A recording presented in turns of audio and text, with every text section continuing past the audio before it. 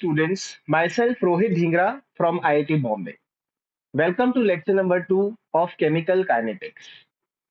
The topic which we will cover in this lesson is order of a reaction. आइए देखें. The speed of a chemical reaction in general depends on the concentration of reacting species of the reaction. देखिए ये line क्या कह रही है कि किसी भी केमिकल रिएक्शन की स्पीड इन जनरल डिपेंड करेगी कंसंट्रेशन ऑफ रिएक्टिंग स्पीशीज पर. क्योंकि रिएक्टिंग स्पीशीज का कंसंट्रेशन जितना ज्यादा होगा रिएक्शन की स्पीड उतनी ज्यादा होगी.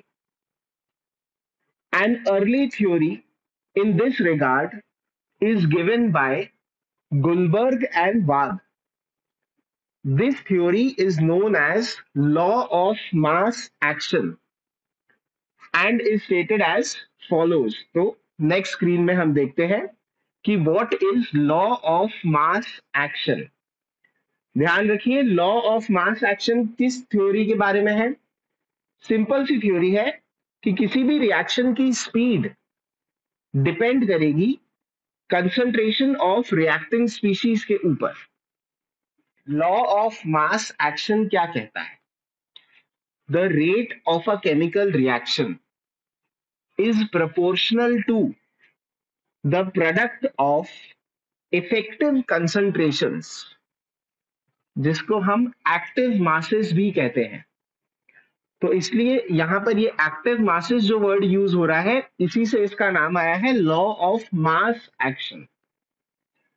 So the rate of a chemical reaction is proportional to the product of effective concentrations of the reacting species, each raised to a power that is equal to the corresponding stoichiometric number of the substance appearing in the chemical reaction. तो देखने में ये definition थोड़ी intimidating लग सकती है, मगर अगर हम इसको समझने की कोशिश करें तो देखिए ये क्या कह रहा है कि किसी भी रिएक्शन का रेट किससे प्रोपोर्शनल होगा. Concentration of the reacting species से. इफेक्टिव कंसंट्रेशन को हम एक्टिव मास भी कहते हैं, पर आपके लिए ये और कुछ नहीं है, सिर्फ कंसंट्रेशन ही है. तो it will be proportional to concentration of the reacting species each raised to a power that is equal to the corresponding stoichiometric number of the substance appearing in the chemical reaction. तो जो concentrations हैं उनकी power क्या होगी. जो reaction में जो स्टोइशियोमेट्रिक coefficient आ रहा है ना रिएक्टेंट्स का, वही हम पावर में लिखते हैं. तो अब इसको हम एग्जांपल से समझेंगे तो हमें और ज्यादा क्लैरिटी मिलेगी कि ये क्या कह रहा है. तो आइए अब आगे देखते हैं. अगर हम कोई जनरल रिएक्शन की बात करें, A plus B give C plus D. यहाँ पर small A small B small C और स्मॉल डी है stoichiometric coefficients of A B C and D. तो लॉ ऑफ मास एक्शन को यूज करते हुए हम क्या कह सकते हैं कि इस रिएक्शन का जो रेट होगा वो किससे प्रोपोर्शनल होगा. कंसंट्रेशन ऑफ रिएक्टिंग स्पीशीज के प्रोडक्ट से. मतलब कंसंट्रेशन ऑफ ए और कंसंट्रेशन ऑफ बी से प्रोपोर्शनल होगा. और ए की पावर में क्या आएगी, द स्टोइशियोमेट्रिक कोफिशिएंट ऑफ ए जो कि है स्मॉल ए, और बी की पावर में क्या आएगा, कंसंट्रेशन ऑफ बी की पावर में क्या आएगा, stoichiometric coefficient of B which is small b. और अगर हम प्रोपोर्शनैलिटी साइन हटा देते हैं तो हमें क्या मिल जाएगा, rate is equal to K into ए की पावर ए बी की पावर बी. और यहां पर ये के क्या है, के is the constant of proportionality. तो ये जो इक्वेशन है ये रिलेट कर रही है किसी रिएक्शन के रेट को concentration of the reacting species के साथ. And this is the expression of law of mass action. और अगर हम रिएक्शन के रेट को एक्सपेरिमेंटली डिटरमाइन करें तो हम ये पाते हैं कि equation 1 is not always applicable. Equation 1 क्या थी? Rate is equal to K into concentration of A की power small a into concentration of B की पावर स्मॉल बी। पर एक्सपेरिमेंटली ऐसा पाया गया कि ये इक्वेशन हमेशा एप्लीकेबल नहीं होती है। However, the experimental results can be fitted to satisfy a relation of the type of equation 1 where the exponents may or may not be equal to the respective stoichiometric coefficients. Exponents का मतलब क्या होता है? ये जो power में आप लिखते हो उसको हम एक्सपोनेंट्स कहते हैं। तो जो एक्सपेरिमेंटल रिजल्ट्स आएंगे उनको आप इस तरह से फिट कर सकते हैं इक्वेशन में कि इसी टाइप की इक्वेशन आ जाए, बट ये जो कोफिशिएंट्स होंगे वो स्मॉल ए और स्मॉल बी की जगह कुछ और भी हो सकते हैं। तो इन जनरल हम क्या लिखते हैं? हम लिखते हैं rate is equal to K into concentration of A की power A dash into concentration of B की पावर बी डैश। तो ये जरूरी नहीं है कि ए डैश और बी डैश स्मॉल ए और स्मॉल बी के बराबर हो। ये ए डैश और बी डैश कुछ भी हो सकते हैं और ये सिर्फ और सिर्फ एक्सपेरिमेंटली ही हम इनको डिटरमाइन कर सकते हैं। तो एक्सपेरिमेंटल फाइंडिंग्स के अकॉर्डिंग ये ज्यादा बेटर होगा कि हम रेट को कुछ इस तरह से लिखें। Rate is equal to K into concentration of A की power A dash into concentration of B की पावर बी डैश, वेयर ये जो ए डैश और बी डैश है ये डायमेंशनलेस कांस्टेंट्स हैं। So this A dash and B dash they may or may not be equal to A and B respectively. The constants A dash and B dash may have positive, negative, integral or fractional values or zero value. तो A dash और B dash कुछ भी number हो सकते हैं। ये number की जो वैल्यू है ये आप सिर्फ और सिर्फ एक्सपेरिमेंट से ही ज्ञात कर सकते हैं।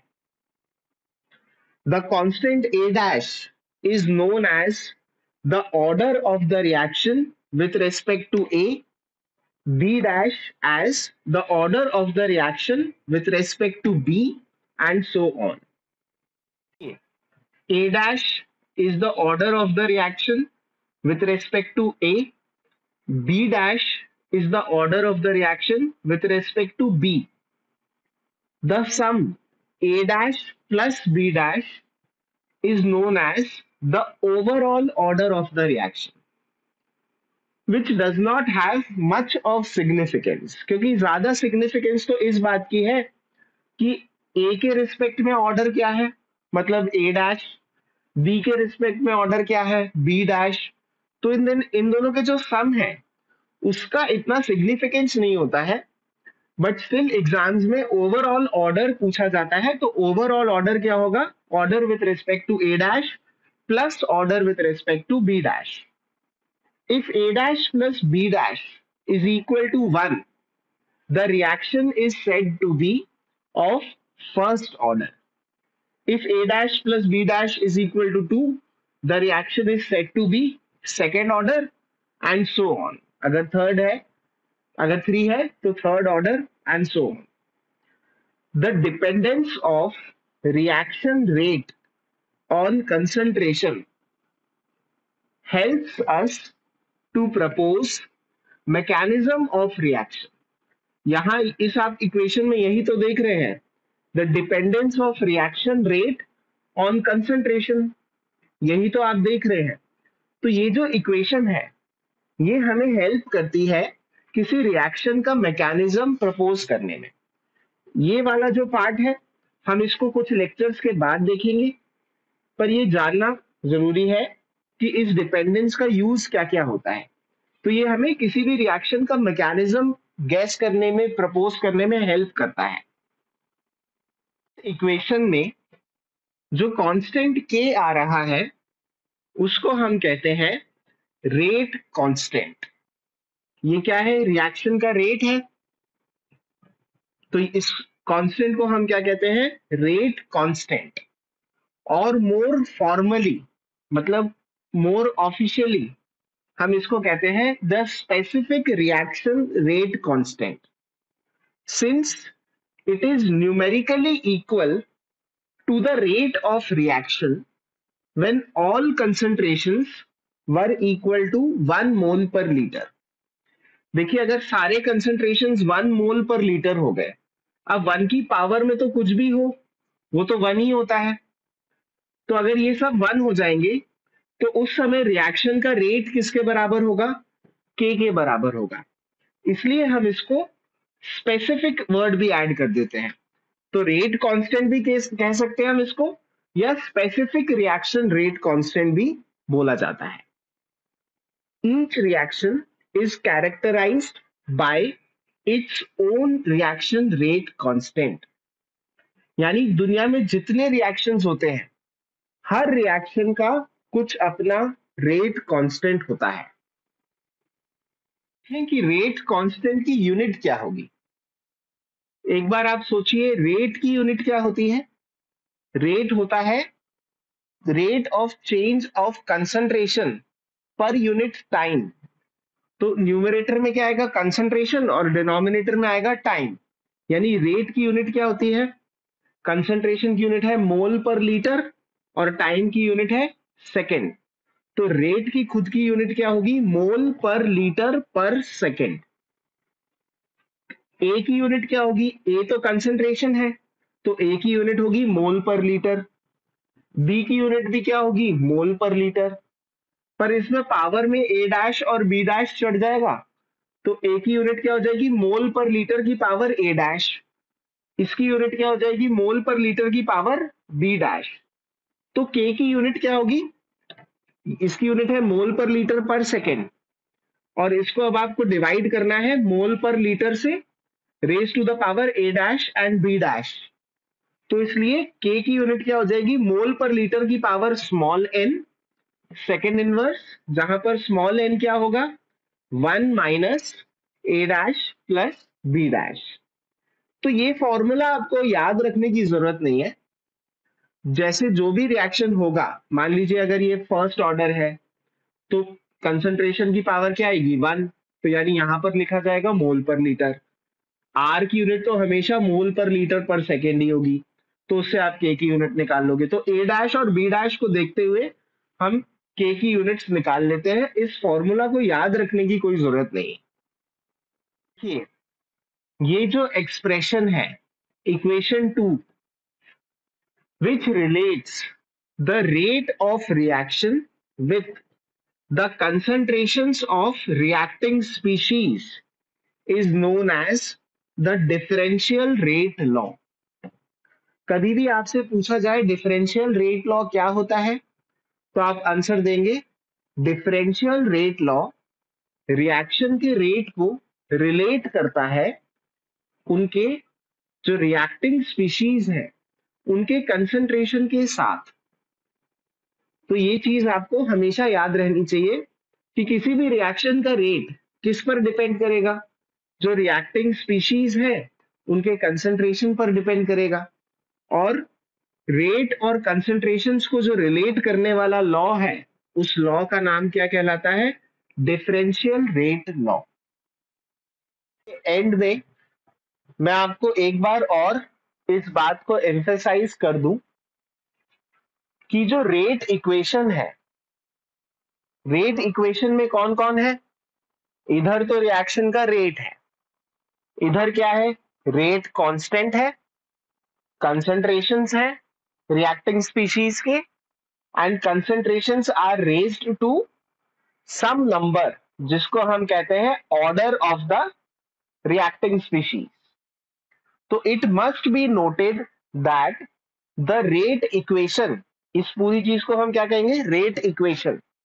The rate equation with its rate constant and order of order of various reacting species is an experimental finding and cannot be predicted from the stoichiometry of the balanced reaction. मतलब आप किसी balanced reaction की stoichiometry को देखकर उसकी rate equation नहीं लिख सकते। अगर आपको किसी रिएक्शन की रेट इक्वेशन लिखनी है तो आपको लैब में जाना पड़ेगा, एक्सपेरिमेंट करना पड़ेगा और एक्सपेरिमेंट के बाद ही आप किसी रिएक्शन का रेट इक्वेशन लिख पाएंगे। रेट इक्वेशन मतलब आप उसका रेट कांस्टेंट और उसका जो ऑर्डर है ये सिर्फ और सिर्फ एक्सपेरिमेंट की मदद से ही ज्ञात कर सकते हैं। आप बैलेंस्ड रिएक्शन की स्टोइशियोमेट्री को देखकर ये रेट इक्वेशन यानी ये ऑर्डर नहीं लिख सकते। तो देखिए, अब जब कि मैं आपसे बार बार ये कह रहा हूं कि एक्सपेरिमेंट से ही हम रेट इक्वेशन डिराइव कर सकते हैं, तो एक क्वेश्चन ये आता है हमारे दिमाग में कि किस तरह का एक्सपेरिमेंट। तो इस तरह का कुछ एक्सपेरिमेंट होता है। देखिए, ये क्वेश्चन है, पर ये क्वेश्चन में कुछ एक्सपेरिमेंट करा था किसी साइंटिस्ट ने, उसका रिजल्ट दिया हुआ है। तो पहले क्वेश्चन हम पढ़ लेते हैं। From the following data for the reaction between A and B calculate the order of the reaction with respect to A and with respect to B. तो ये डेटा एक्सपेरिमेंटली डिराइव्ड डेटा है। देखिए, हमने क्या किया, पहले कंसंट्रेशन ऑफ ए को ले लिया 2.5 मोल पर लीटर और कंसंट्रेशन ऑफ बी को ले लिया 3 मोल पर लीटर। तो अगर ये कंसंट्रेशन लिए हैं तो इनिशियल रेट कितना निकल कर आया, 50 मोल पर लीटर पर सेकेंड। यहाँ पे ये इनिशियल वर्ड क्यों यूज कर रहे हैं, क्योंकि देखो रिएक्शन का रेट तो लगातार चेंज होता रहता है, तो ये हमेशा इनिशियल रेट आपको देंगे। इनिशियल मतलब जस्ट जब आपने इनको मिक्स किए हैं उस समय रेट कितना था वो दिया गया होगा। तो 2.5 और 3 था तो रेट 50 था। फिर अब एक सेकेंड एक्सपेरिमेंट किया, उसमें ए का कंसेंट्रेशन लिया 5 मोल पर लीटर, बी का लिया 6 मोल पर लीटर, तो रेट कितना निकल कर आ गया, 400। फिर तीसरा एक्सपेरिमेंट किया, इसमें ए का कंसेंट्रेशन लिया 10 मोल पर लीटर, बी का कंसेंट्रेशन लिया 6 मोल पर लीटर, तो रेट कितना निकल कर आया, 1600। तो ये कुछ एक्सपेरिमेंटल फाइंडिंग है जो आपको दी गई है। अब इसके बेसिस पर आपको रिएक्शन का ऑर्डर निकालना है with respect to A and with respect to B. तो एक बार इस क्वेश्चन को आप खुद से अटेम्प्ट करिए, वीडियो को पॉज कीजिए यहाँ पर और उसके बाद ही सोल्यूशन देखिए। ओके, होपफुली आपने ये क्वेश्चन सॉल्व कर लिया होगा। Now let us look at the solution.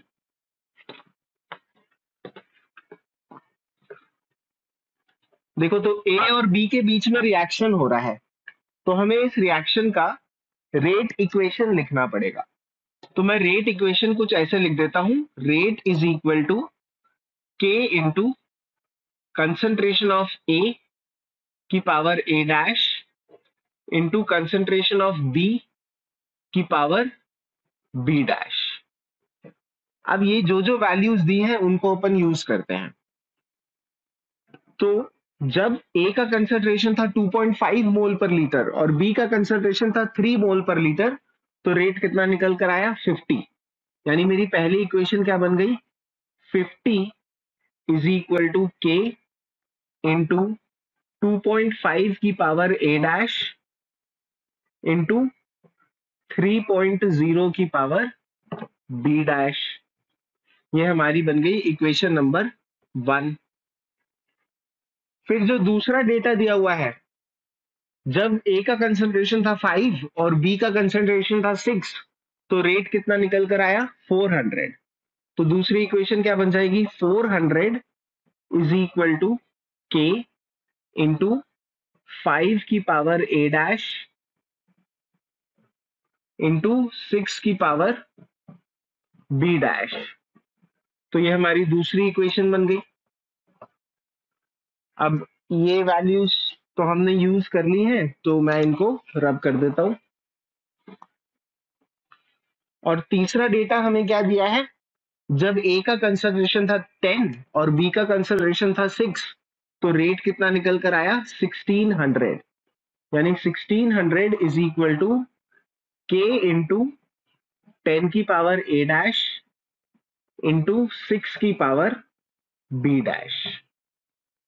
तो जो भी हमें इंफॉर्मेशन दी थी उसको हमने 3 इक्वेशन के रूप में लिख लिया है। फाइनली हमें इस क्वेश्चन में पूछा क्या गया था, order with respect to A and order with respect to B, यानी ए डैश और बी डैश। तो मेरे पास 3 इक्वेशन है और 3 अननोन है, के नहीं पता, ए डैश नहीं पता, बी डैश नहीं पता। तो मेरे को किसी तरह से इन तीनों इक्वेशन को सॉल्व करके ए डैश, बी डैश और अगर के पूछा जाता तो के भी निकालना है। तो देखिए मैं क्या करूंगा, मैं ये ऑब्जर्व कर रहा हूं कि इक्वेशन नंबर 3 और इक्वेशन नंबर 2 दोनों में 6 की पावर बी डैश है। तो अगर मैं इक्वेशन 3 को डिवाइड कर दूं इक्वेशन 2 से, तो मुझे क्या बेनिफिट हो जाएगा, 3 डिवाइडेड बाय 2, ये हो जाएगा 1600 बाय 400, मतलब लेफ्ट हैंड साइड पे कितना आ गया 4, के अपॉन के वो तो कट हो जाएगा, 6 की पावर बी डैश, 6 की पावर बी डैश भी कट हो जाएगा, 10 अपॉन 5 मतलब 2, 2 की पावर ए डैश। तो ये एक सिंपल इक्वेशन आ गई। यहां से मैं कह सकता हूं कि ए डैश कितना होना चाहिए 2। तो ये तो हमें पता चल गया order with respect to A. अब मुझे निकालना है order with respect to B. तो अगर ये ए डैश की वैल्यू मैं किसी एक इक्वेशन में डाल दूंगा तो फिर भी इस इक्वेशन में 2 अननोन बचेंगे, तो इसलिए मेरे को फिर से किन्हीं 2 इक्वेशंस को डिवाइड कर लेना चाहिए। तो let us divide equation 2 by equation 1।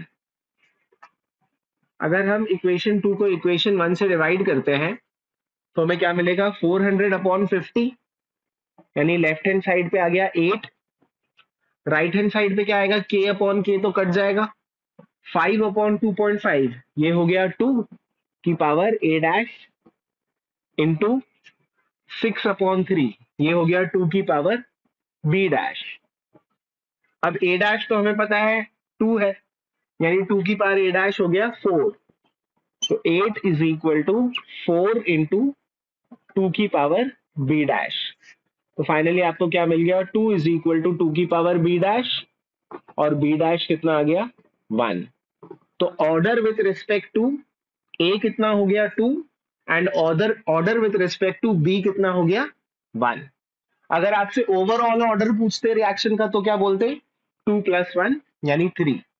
अगर आपसे रेट कांस्टेंट की वैल्यू पूछते यानी के की वैल्यू पूछते, तो अब इनमें से किसी भी इक्वेशन में आप ए डैश और बी डैश की वैल्यू डाल दोगे तो के आपको मिल जाएगा।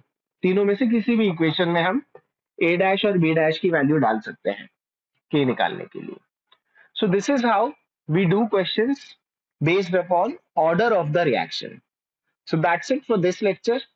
See you in next lecture. Next lecture में हम cover करेंगे the concept of molecularity. Thank you.